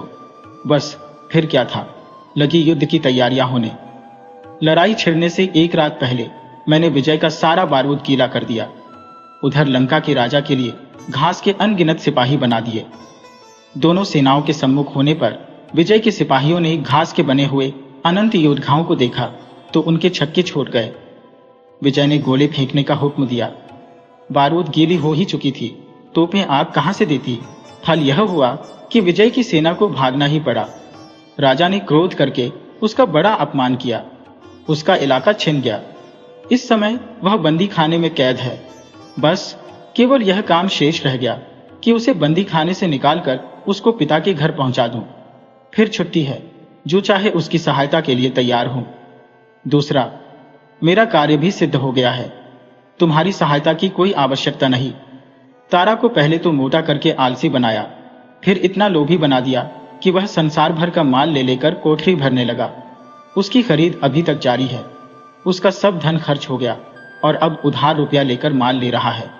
1 सप्ताह में उसका सब माल सत्यानाश कर दूंगा और तब उसे सिवाय पिता की शरण जाने के और कोई उपाय न रहेगा। तीसरा, भाई, हमारा हाल तो बड़ा पतला है। पहले मैंने सुमंत के पीने के पानी में पेट में दर्द उत्पन्न करने वाली बूटी मिलाई, फिर खेत में जाकर धरती को ऐसा कड़ा कर दिया कि उस पर हल न चल सके। मैं समझता था कि पीड़ा के कारण वह खेत बाहने न आएगा, परंतु वह तो बड़ा ही मुंह है। आया और हल चलाने लगा। हाय हाय करता जाता था, परंतु हल हाथ से न छोड़ता था। मैंने हल तोड़ दिया। वह घर जाकर दूसरा ले आया। मैंने धरती में घुसकर हल की आनी पकड़ ली। उसने ऐसा धक्का मारा कि मेरे हाथ कटते कटते बचे। उसने केवल एक टुकड़े के सिवाय बाकी सारा खेत बाह लिया है। यदि तुम मेरी सहायता न करोगे तो सारा खेल बिगड़ जाएगा, क्योंकि यदि वह इस प्रकार खेतों को बहाता और बोता रहा तो उसके भाई भूखे नहीं मर सकते। फिर बैर भाव किस भांति उत्पन्न हो सकता है। सुखपूर्वक उनका पालन पोषण करता रहेगा। पहला, कुछ चिंता नहीं, देखा जाएगा, घबराओ नहीं, कल अवश्य तुम्हारे पास आऊंगा। 3 सुमंत हल चला रहा था। अचानक पैर एक झाड़ी में फंस गया। उसे अचंभा हुआ कि खेत में तो कोई झाड़ी न थी, ये कहां से आई। बात यह थी कि भूत ने झाड़ी बनाकर सुमंत की टांग पकड़ ली थी। सुमंत ने हाथ डालकर झाड़ी को जड़ से उखाड़ डाला। देखा तो उसमें काले रंग का एक भूत बैठा हुआ है। सुमंता गला दबाकर बोला, दबाऊं गला? भूता, मुझे छोड़ दो, मुझसे जो कहोगे वही करूंगा। सुमंता, तुम क्या कर सकते हो? भूता, सब कुछ। सुमंता, मेरे पेट में दर्द हो रहा है, उसे अच्छा कर दो। भूता, बहुत अच्छा। भूत ने धरती में से 3 बूटियां लाकर एक बूटी सुमंत को खिला दी। दर्द बंद हो गया और दूसरी 2 बूटियां सुमंत को देकर बोला, जिसको एक बूटी खिला दोगे उसके सब रोग तत्काल दूर हो जाएंगे। अब मुझे जाने की आज्ञा दो, मैं फिर कभी ना आऊंगा। सुमंता, हाँ जाओ, परमात्मा तुम्हारा भला करे। परमात्मा का नाम सुनते ही भूत रसातल चला गया। केवल वहां एक छेद रह गया। सुमंत ने दूसरी 2 बूटियां पगड़ी में बांध ली और घर चला आया। देखा कि विजय और उसकी स्त्री आए हुए हैं। बड़ा प्रसन्न हुआ। विजय बोला, भाई सुमंत, जब तक मुझे नौकरी न मिले तुम हम दोनों को यहां रख सकते हो। सुमंता, क्यों नहीं, आपका घर है, आप आनंद से रहिए। भोजन करते समय विजय की सभ्य स्त्री पति से बोली कि सुमंत की शरीर से मुझे दुर्गंध आती है, इसे बाहर भेज दो। विजय, सुमंत, मेरी स्त्री कहती है कि तुम्हारे शरीर से दुर्गंध आती है, पास बैठा नहीं जाता, तुम बाहर जाकर भोजन कर लो। सुमंता, बहुत अच्छा, तुम्हें कष्ट ना हो। दूसरे दिन विजय वाला भूत खेत में आकर सुमंत वाले भूत को खोजने लगा। कहीं पता नहीं मिला। खेत के एक कोने पर छेद दिखाई दिया। भूत जान गया कि साथ ही काम आया और खेत जुत चुका। क्या हुआ, चरावर में चलकर इस मूर्ख को देखता हो। सुमंत के चरावर में पहुंचकर उसने इतना पानी छोड़ा कि सारी घास उसमें डूब गई। इतने में सुमंत वहां आकर हंसुए से घास काटने लगा। हंसुए का मुंह मुड़ गया, घास किसी तरह न कटती थी। सुमंत ने सोचा कि यहां वृथा समय गंवाने से क्या लाभ होगा, पहले हंसुआ तेज करना चाहिए। रहा काम, यह तो मेरा धर्म है। 1 सप्ताह क्यों न लग जाए, मैं घास काटे बिना यहां से चला जाऊं, मेरा नाम सुमंत नहीं। सुमंत घर जाकर हंसुआ ठीक कर लाया। भूत ने हंसुआ को पकड़ने का साहस किया, परंतु पकड़ न सका, क्योंकि सुमंत लगातार घास काटे जाता था। जब केवल घास का एक छोटा सा टुकड़ा शेष रह गया तो भूत भागकर उसमें जा छिपा। सुमंत कब रुकने वाला था, वह वहां पहुंचकर घास काटने लगा। भूत वहां से भागा। भागते समय उसकी पूंछ कट गई।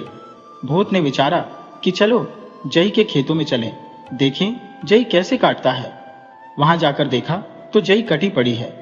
भूत ने विचार किया कि यह मूर्ख बड़ा चांडाल है, दिन निकलने नहीं दिया, रात रात में सारी जई काट डाली।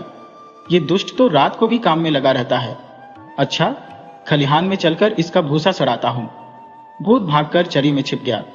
सुमंत गाड़ी लेकर चरी लादने के लिए खलिहान में पहुंचा। एक एक पूली उठाकर गाड़ी में रखने लगा कि एक पूला में से भूत निकल पड़ा। सुमंता, अरे दुष्ट, तू फिर आया? भूता, मैं दूसरा हूं, पहला मेरा भाई था। सुमंता, कोई हो, अब जाने न पाओगे। भूता, कृपा करके मुझे छोड़ दीजिए, आप जो आज्ञा दें वही करने को तैयार हूं। सुमंता, तुम क्या कर सकते हो? भूता, मैं भूसे के सिपाही बना सकता हूं। सुमंता, सिपाही क्या काम देते हैं? भूता, तुम उनसे जो चाहो सो काम करा सकते हो। सुमंता, वे गाना गा सकते हैं। भूता, क्यों नहीं। सुमंता, अच्छा बनाओ। भूता, तुम चरी के पूले लेकर यह मंत्र पार आरो। हे पूले, मेरी आज्ञा से सिपाही बन जा और फिर पूले को धरती पर मारो। सिपाही बन जाएगा। सुमंत ने वैसा ही किया। पुलिस सिपाही बनने लगे, यहां तक कि पूरी पलटन बन गई और मरू बाजा बजने लगा। सुमंता हंसकर, वाह भाई वाह, यह तो खूब तमाशा है, इसे देखकर बालक बहुत प्रसन्न होंगे। भूता, आज्ञा है, अब जाऊं? सुमंता, नहीं, अभी मुझे फिर पुली बना देने का मंत्र भी सिखा दो, नहीं तो ये हमारा सारा अनाज ही चट कर जाएंगे। भूत, बस यह मंत्र पार आरो। हे सिपाही, मेरे सेवक, मेरी आज्ञा से फिर पुले बन जाओ, तब यह सब फिर पुले बन जाएंगे। सुमंत ने मंत्र पिया रारा, सबके सब पुले बन गए। भूता, अब जाऊं? आज्ञा है। सुमंता, हाँ जाओ, भगवान तुम पर दया करे। भगवान का नाम सुनते ही भूत धरती में समा गया। पहले की भांति एक छेद शेष रह गया। सुमंत जब घर लौटा तो देखा कि स्त्री सहित मंझला भाई तारा आया हुआ है। वह सुमंत से बोला, भाई सुमंत, लहनेदारों के डर से भागकर तुम्हारे पास आए हैं। जब तक कोई रोजगार न करे यहां ठहर सकते हैं कि नहीं? सुमंता, क्यों नहीं, घर किसका और मैं किसका, आप आनंद से रहिए। भोजन परसे जाने पर तारा की स्त्री ने तारा से कहा कि मैं गंवार के पास बैठकर भोजन नहीं कर सकती। तारा, भाई सुमंत, मेरी स्त्री तुमसे घिन करती है, बाहर जाकर भोजन कर लो। सुमंता, अच्छी बात है, आपका चित्त प्रसन्न चाहिए। दूसरे दिन तारा वाला भूत सुमंत को दुख देने के वास्ते खेत में पहुंचकर साथियों का ढूंढने लगा, पर किसी का पता न चला। खोजते खोजते एक छेद तो खेत के कोने में मिला, दूसरा खलिहान में। उसे मालूम हो गया कि दोनों के दोनों यमलोक जा पहुंचे। अब मुझे से इस मूर्ख की बनेगी, देखो कहां बचकर जाता है। अतः वह सुमंत की खोज लगाने लगा। सुमंत उस समय मकान बनाने के वास्ते जंगल में वृक्ष काट रहा था। दोनों भाइयों के आ जाने से घर में आदमियों के लिए जगह न थी। भाई यह चाहते थे कि अलग अलग मकान में रहे, इसलिए मकान बनाना आवश्यक हो गया था। भूत वृक्ष पर छतकर शाखाओं में बैठ सुमंत के काम में विघ्न डालने लगा। सुमंत कब टलने वाला था, संध्या होते होते उसने कई वृक्ष काट डाले। अंत में उसने उस वृक्ष को भी काट दिया जिस पर भूत छा बैठा था। टहनियां काटते समय भूत उसके हाथ में आ गया। सुमंता, है तुम फिर आ गए? भूता, नहीं नहीं, मैं तीसरा हूं, पहले दोनों मेरे भाई थे। सुमंता, कुछ भी हो, अब मैं नहीं छोड़ने का। भूता, तुम जो कुछ कहोगे वही करूंगा, कृपा करके मुझे जान से न मारिए। सुमंता, तुम क्या कर सकते हो? भूता, मैं वृक्ष के पत्तों से सोना बना सकता हूं। सुमंता, अच्छा बनाओ। भूत ने वृक्ष के सूखे पत्ते लेकर हाथ से मले और मंत्र पियारार कर सोना बना दिया। सुमंत ने मंत्र से किया और सोना देखकर प्रसन्न हुआ। सुमंता, भाई भूत, इसका रंग तो बड़ा सुंदर है, बालकों के खिलौने इसके अच्छे बन सकते हैं। भूता, अब आज्ञा है, जाओ। सुमंता, जाओ, परमेश्वर तुम पर अनुग्रह करे। परमेश्वर का नाम सुनते ही यह भूत भी भूमि में समा गया। केवल छेद ही छेद बाकी रह गया। घर बनाकर तीनों भाई सुखपूर्वक जीवन व्यतीत करने लगे। जन्माष्टमी के त्योहार पर सुमंत ने भाइयों को भोजन करने को न्योता भेजा। उन्होंने उत्तर दिया कि हम गवारों के साथ परिति भोजन नहीं कर सकते। सुमंत ने इस पर कुछ बुरा नहीं माना। गांव के स्त्री पुरुष, बालक और बालिकाओं को एकत्र करके भोजन करने लगा। भोजन करने के उपरांत सुमंत बोला, क्यों भाई मित्रों, एक तमाशा दिखलाऊं? सब, हाँ दिखालाइए। सुमंत ने सूखे पत्ते लेकर सोने का एक टोकरा भर दिया और लोगों की ओर फेंकने लगा। किसान लोग सोने के टुकड़े लूटने लगे। आपस में इतना धक्कम धक्का हुआ कि एक बेचारी बोही कुचल गई। सुमंत ने सबको धिक्कार कर कहा, तुम लोगों ने बोही माता को क्यों कुचल दिया? शांत हो जाओ तो और सोना दो। यह कहकर टोकरी का सब सोना लुटा दिया। फिर सुमंत ने स्त्रियों से कहा कि कुछ गाओ। स्त्रियां गाने लगी। सुमंत, हूं, तुम्हें गाना नहीं आता? स्त्रियां, हमें तो ऐसा ही आता है, और अच्छा सुनना हो तो किसी और को बुला लो। सुमंत ने तुरंत ही भूसे के सिपाही बनाकर पलटन खड़ी कर दी। बैंड बजने लगा। गंवार लोगों को बड़ा ही अचंभा हुआ। सिपाही बड़ी देर तक गाते रहे। तब सुमंत ने उनको फिर भूसा बना दिया और सब लोग अपने अपने घर चले गए। प्रातःकाल विजय ने यह चचार सुनी तो हाफता हाफता सुमंत के पास आया। बोला, भाई सुमंत, यह सिपाही तुमने किस रीति से बनाए थे? सुमंता, क्यों, आपको क्या काम है? विजय, काम की एक ही कही, सिपाहियों की सहायता से तो हम राज्य जीत सकते हैं। सुमंता, यह बात है, तुमने पहले क्यों नहीं कहा? खलिहान में चलिए, वहां चलकर जितने कहो उतने सिपाही बना देता हूं, परंतु शर्त यह है कि उन्हें तुरंत ही यहां से बाहर ले जाना, नहीं तो वे गांव का गांव चट कर जाएंगे। अतएव खलिहान में जाकर उसने कई पलटने बना दी और पूछा, बस कि और? विजय प्रसन्न होकर, बस बहुत है, तुमने बड़ा एहसान किया। सुमंता, एहसान की कौन सी बात है, अब के वर्ष भूसा बहुत हुआ है, यदि कभी टोटा पड़ जाए तो फिर आ जाना, फिर सिपाही बना दूंगा। अब विजय धरती पर पांव नहीं रखता था। सेना लेकर उसने तुरंत युद्ध करने के वास्ते प्रस्थान कर दिया। विजय के जाते ही तारा भी आ पहुंचा और सुमंत से बोला, भाई साहब, मैंने सुना है कि तुम सोना बना लेते हो। हाय हाय, यदि थोड़ा सा सोना मुझे मिल जाए तो मैं सारे संसार का धन खींच लूं। सुमंता, अच्छा, सोने में यह गुण है, तुमने पहले क्यों नहीं कहा? बतलाओ, कितना सोना बना दो? तारा, 3 टोकरे बना दो। सुमंत ने 3 टोकरे सोना बना दिया। तारा, आपने बड़ी दया की। सुमंता, दया की कौन बात है, जंगल में पत्ते बहुत हैं, यदि कमी हो जाए तो फिर आ जाना, जितना सोना मांगोगे उतना ही बना दूंगा। सोना लेकर तारा व्यापार करने चल दिया। विजय ने सेना की सहायता से एक बड़ा भारी राज्य विजय कर लिया। उधर तारा के धन का भी पारावार न रहा। एक दिन दोनों में मुलाकात हुई, बातें होने लगी। विजय, भाई तारा, मैंने तो अपना राज्य अलग बना लिया और अब चयन करता हूं, परंतु इन सिपाहियों का पेट कहां से भरूं? रुपये की कमी है, सदैव यही चिंता बनी रही है। तारा, तो क्या आप समझते हैं कि मुझे चिंता नहीं है? मेरे धन की गिनती नहीं, पर उसकी रखवाली करने को सिपाही नहीं मिलते, बड़ी विपत्ति में पड़ा हूं। विजय, चलिए सुमंत मूर्ख के पास चलें, मैं तुम्हारे वास्ते थोड़े से सिपाही बनवा दूं और तुम मेरे लिए थोड़ा सा सोना बनवा दो। तारा, हाँ ठीक है, चलिए। दोनों भाई सुमंत के पास पहुंचे। विजय, भाई सुमंत, मेरी सेना में कुछ कमी है, कुछ सिपाही और बना दो। सुमंता, नहीं, अब मैं और सिपाही नहीं बनाता। विजय, पर तुमने वचन जो दिया था, नहीं तो मैं आता ही क्यों?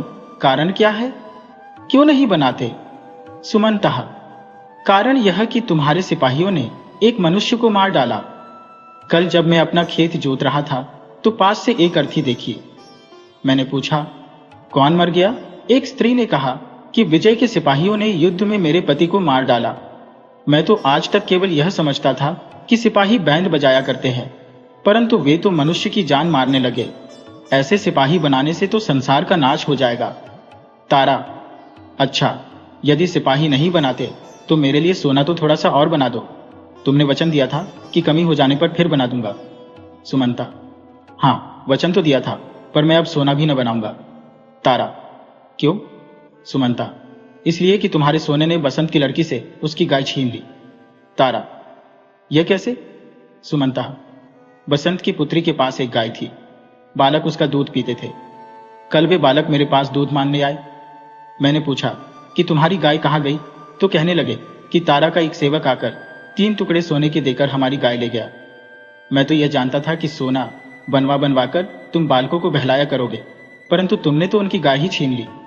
बस, सोना अब नहीं बन सकता। दोनों भाई निराश होकर लौट पड़े।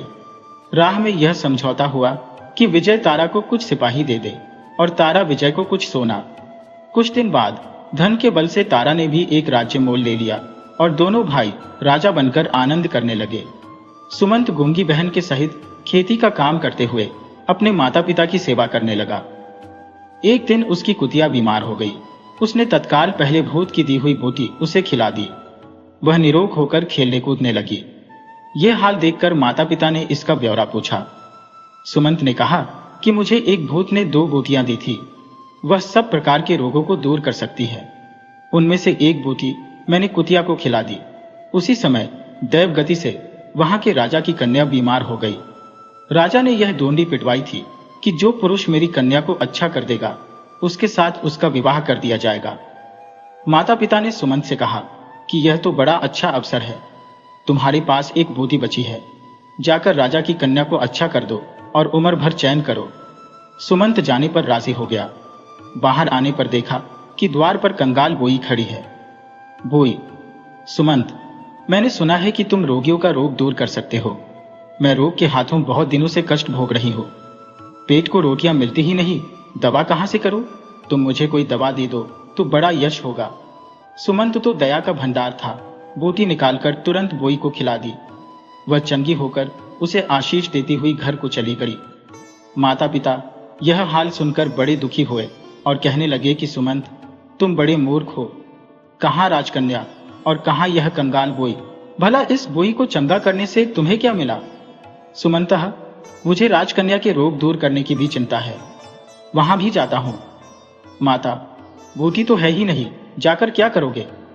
सुमंतः, कुछ चिंता नहीं, देखो तो सही क्या होता है। समदर्शी पुरुष देवरूप होता है। सुमंत के राजमहल पर पहुंचते ही राजकन्या निरोग हो गई। राजा ने अति प्रसन्न होकर उसका विवाह सुमंत के साथ कर दिया। इसके कुछ काल पीछे राजा का देहांत हो गया। पुत्र न होने के कारण वहां का राज सुमंत को मिल गया। अब तीनों भाई राज पदवी पर पहुंच गए। विजय का प्रभाव सूर्य की भांति चमकने लगा। उसने भूसे के सिपाहियों से सचमुच के सिपाही बना दिए। राज्य भर में यह हुक्म जारी कर दिया कि 10 घर पीछे एक मनुष्य सेना में भर्ती किया जाए और कवायद परेड कराकर सेना को अस्त्र शस्त्र विद्या में ऐसा चतुर कर दिया कि जब कोई शत्रु सामना करता तो वह तुरंत उसका विध्वंस कर देता। सारे राजा उसके भय से कांपने लगे। वह अखंड राज करने लगा। तारा बड़ा बुद्धिमान था। उसने धन संचय करने के निमित्त मनुष्यों, घोड़ों, गाड़ियों, जूतों, जुराबों, वस्त्रों, तात्पर्य यह कि जहां तक हो सका सब व्यावहारिक वस्तुओं पर कर बैठा दिया। धन रखने को लोहे की सलाखों वाले पक्के खजाने बना दिए और चोरी चकारी, लूटमार, धन संबंधी झगड़े बंद करने के निमित्त अनगिनत कानून जारी कर दिए। संसार में रुपया ही सब कुछ है। रुपये की भूख से सब लोग आकर उसकी सेवा करने लगे। अब सुमंत मूर्ख की करतूत सुनिए। ससुर का क्रियाकर्म करके उसने राजसी रत्न जटित वस्त्रों को उतारकर संदूक में बंद कर अलग धर दिए। मोटे जोटे कपड़े पहन लिए और किसानों की भांति खेती का काम करने का विचार किया। बैठे बैठे उसका जीव उगता था। भोजन न पचता, बदन में चबीर बने लगी। नींद और भूख दोनों जाती रही। उसने अपनी गूंगी बहन और माता पिता को अपने पास बुला लिया और ठीक पहले की भांति खेती का काम करना आरंभ कर दिया। मंत्री, आप तो राजा हैं, आप यह क्या काम करते हैं? सुमंतः, तो क्या मैं भूखा मर जाऊं? मुझे तो काम के बिना भूख ही नहीं लगती। करूं तो क्या करूं? दूसरा मंत्री सामने आकर, महाराज, राज्य का प्रबंध किस प्रकार किया जाए? नौकरों को तलब कहां से दे? रुपया तो एक नहीं। सुमंता, यदि रुपया नहीं तो तलब मत दो। मंत्री, तलब लिए बिना काम कौन करेगा? सुमंता, काम कैसा? न करने दो। करने को खेतों में क्या काम थोड़ा है? खाद संभालना, समय पर खेती करना, ये सब काम ही है कि और कुछ? इतने में एक मुकदमे वाले सामने आए। किसान, महाराज, उसने मेरे रुपये चुरा लिए। सुमंता, कोई बात नहीं, उसको रुपये की जरूरत होगी। सब लोग जान गए कि सुमंत महामूर्ख है। एक दिन रानी बोली, प्राणनाथ, सब लोग यही कहते हैं कि आप मूर्ख हैं। सुमंता, तो इसमें हानि ही क्या है? रानी ने विचारा कि धर्मशास्त्र की यही आज्ञा है कि स्त्री का परमेश्वर पति है, जिसमें वह प्रसन्न रहे वही काम करना धर्म है। अतएव वह भी राजा सुमंत के साथ खेती का काम करने लगी। यह दशा देखकर बुद्धिमान पुरुष सबके सब अन्य देशों में चले गए। केवल मूर्ख ही यहां रह गए। इस राज्य में रुपया प्रचलित न था। राजा से लेकर रंक तक खेती का काम करते, आप खाते और दूसरों को खिलाकर प्रसन्न होते। इधर अधर्मराज बैठे देख रहे हैं कि तीनों भाइयों का सर्वनाश करके भूत अब आते हैं। परंतु वहां आता कौन? अधर्म को बड़ा आश्चर्य हुआ कि यह क्या बात है। अंत में सोच विचार कर स्वयं खोज लगाने के लिए चला। सुमंत के पुराने गांव में जाने पर ऊंधने से 3 छेद मिले। अधर्म को मालूम हो गया कि तीनों भूत मारे गए। वह भाइयों की खोज में चला। जाकर देखा तो तीनों भाई राजा बने बैठे हैं। फिर क्या था, जल भुनकर राख ही तो हो गया। दांत पीसकर बोला, देखो, ये सब मेरे हाथ से बचकर कहां जाते हैं। वह एक सेनापति का वेश बदलकर पहले विजय के पास पहुंचा और हाथ जोड़कर विनय की, महाराज, मैंने सुना है कि आप महाशूरवीर हैं। मैं अस्त्र शस्त्र विद्या में अति निपुण हूं। इच्छा है कि आपकी सेवा करके अपना गुण प्रकट करूं। विजय उसकी चितवनों से तार गया कि आदमी चतुर और बुद्धिमान है। उसे झट सेनापति की पदवी पर नियुक्त कर दिया। नवीन सेनापति सेना को बहाने का प्रबंध करने लगा। विजय से बोला, महाराज, मेरे ध्यान में राज्य में बहुत लोग ऐसे हैं जो कुछ नहीं करते। राज्य की स्थिरता सेना से ही होती है। इसलिए एक तो सब युवक पुरुषों को रंगरूट भर्ती करके सेना पहले से 5 गुनी कर देनी चाहिए। दूसरे, नए नमूने की बंदूकें और तोपें बनाने के वास्ते राजधानी में कारखाने खोलने चाहिए। मैं एक फायर में 100 गोली चलाने वाली बंदूक और घोड़े, मकान, पुल इत्यादि नष्ट कर देने वाली तोपें बना सकता हूँ। विजय ने प्रसन्नतापूर्वक झट सारी राजधानी में एक आज्ञा पत्र जारी कर दिया कि सब लोग रंगरूट भर्ती किए जाए। नए नमूने की तोपें और बंदूकें बनाने के वास्ते जगह जगह कारखाने खोल दिए। युद्ध की समस्त सामग्री जमा होने पर पहले उसने पड़ोसी राजा को जीता, फिर मैसूर के राजा पर छाई का डांका बजा दिया। पर सौभाग्य से मैसूर के राजा ने विजय का सारा वृत्तांत सुन रखा था। विजय ने तो पुरुषों को ही भर्ती किया था, उसने स्त्रियों को भी सेना में भर्ती कर लिया। नए से नए नमूने की बंदूकें और तोपें बना डाली। सेना विजय से चौगुनी कर दी और नवीन कल्पना यह की कि बम के ऐसे गोले बनाए जाएं जो आकाश से छोड़े जाएं और धरती पर फटकर शत्रु की सेना का नाश कर दें। विजय ने समझा था कि पड़ोसी राजा की भांति छिन में मैसूर के राजा को जीतकर उसकी राज्य छीन लूंगा, परंतु यहाँ रंगत ही कुछ और हुई। सेना अभी गोली की मार में भी नहीं पहुंची थी कि शत्रु की सेना की स्त्रियों ने आकाश से बम के गोले बरसाने आरंभ कर दिए। विजय की सारी सेना काई की भांति फट गई। आधी वहीं काम आई, आधी भयभीत होकर भाग गई। विजय अकेला क्या कर सकता था, भागते ही बनी। मैसूर के राजा ने उसके राज्य पर अपना अधिकार कर लिया। विजय का सर्वनाश करके अधर्म तारा के राज्य में पहुंचा और सौदागर का वेश धारण करके वहां एक कोठी खोल दी। जो पुरुष कोई माल बेचने आता उसे चौगुने पचगुने दाम पर ले लेता। शीघ्र ही वहां की प्रजा मालदार हो गई। तारा यह हाल देखकर बड़ा प्रसन्न हुआ और कहने लगा कि व्यापार बड़ी वस्तु है। इस सौदागर के आने से मेरा कोष धन से भर गया, किसी बात की कमी नहीं रही। अब तारा ने एक महल बनाना शुरू किया। उसे विश्वास था कि रुपये के लालच से राज, मजदूर, मसाला सब कुछ सामग्री शीघ्र ही मिल जाएगी, कोई कठिनाई न होगी। परंतु राजा का महल बनाने के वास्ते कोई न आया। अधर्म सौदागर के पास रुपये की गिनती न थी। उसकी अपेक्षा राजा उससे अधिक मजूरी और दाम नहीं दे सकता। उसका महल न बन सका। तारा को साधारण मकान में ही रहना पड़ा। इसके पीछे उसने एक बाग लगाना आरंभ किया। उस सौदागर ने तालाब खुदवाना शुरू कर दिया। सब लोग रुपया अधिक होने के कारण सौदागर के वश में थे। राजा का काम कोई न करता था। बाग भी बीच में ही रह गया। शीतकाल आने पर तारा ने ऊनी वस्त्र आदि खरीदने का विचार किया। सारा संसार छान डाला। जहां पूछा यही उत्तर मिला कि सौदागर ने कोई वस्त्र नहीं छोड़ा, सारे के सारे खरीद कर ले गया। यहां तक कि रुपये के प्रभाव से अधर्म ने राजा के सब नौकर अपने पास खींच लिए।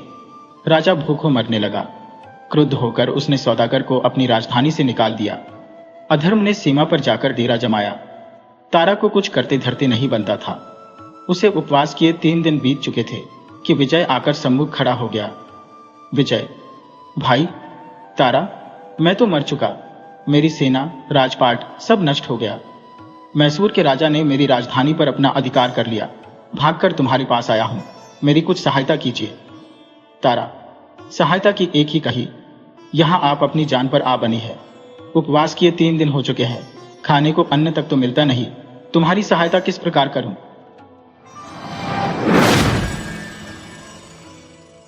वीडियो अच्छी लगे हो तो इसे लाइक करें और ऐसे ही मज़ेदार कहानियों के लिए चैनल को सब्सक्राइब करें और बेल आइकन दबाएं। ज़्यादा से ज़्यादा अपने दोस्तों को शेयर करें। धन्यवाद।